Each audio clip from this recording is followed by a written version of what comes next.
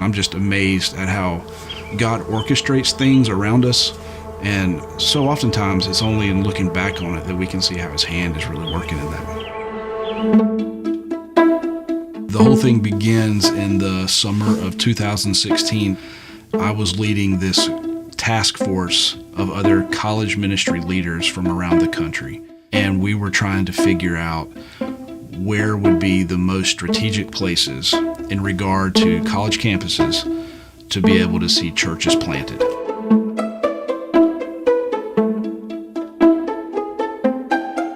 The Forgotten 50.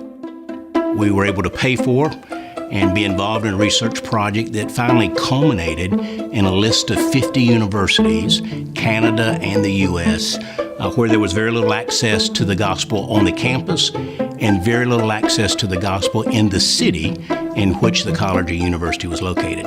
And so the Baptist State Convention, led by our collegiate team and Jonathan Yarborough at that time, really grasped hold of this project.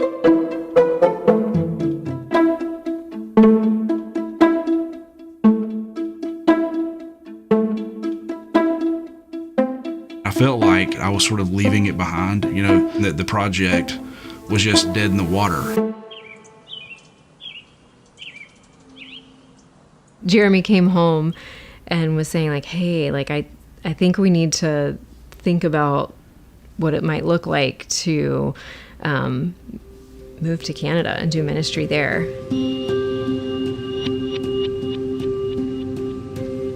And very different than the first time he said that. I was like, yeah, I think you're right. Because of the work that the Lord had already done in my heart to make me ready for it. It was probably one of the shorter conversations that we had ever had about ministry and church planning and all of that. Yeah. That really began the process for us of, okay, Lord, our yes is on the table, and I want you to put it on the map. So Jeremy contacted me September 2020. I'm currently in a Send Network Catalyst role, coaching and assessing and working with church plants to see them healthy and flourish. And I thought, interesting that this guy would come up from North Carolina to possibly plant a church here in Atlantic, Canada. And so we began to talk and chat and email.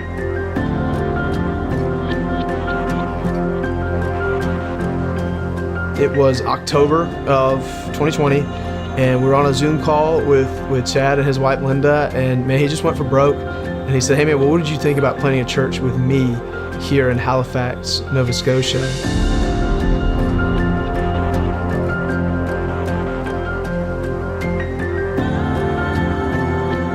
Halifax is the biggest city within Atlantic Canada.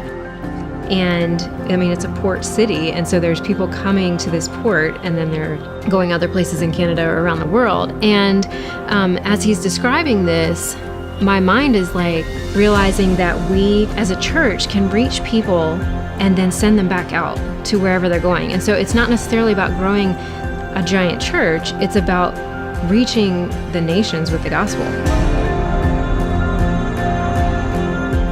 When I get here, and I start hearing Jeremy talk about planting a church and how God is stirring in him, it wasn't even immediate in that process that I kind of put all the pieces together and realized that the number one campus on that list of the Forgotten 50 was St. Mary's University in Halifax, Nova Scotia. On behalf of the Baptist State Convention, I can't express how excited we are that Mercy Hill is going to grasp the challenge of planting the gospel at St. Mary's University in Halifax. That's kingdom partnership, and that's kingdom impact.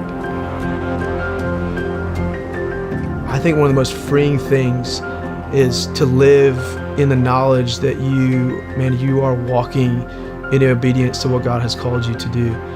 Just that overwhelming sense of, okay, Lord, this is what you're calling us to do, and we're going to trust you in that process, and that's okay.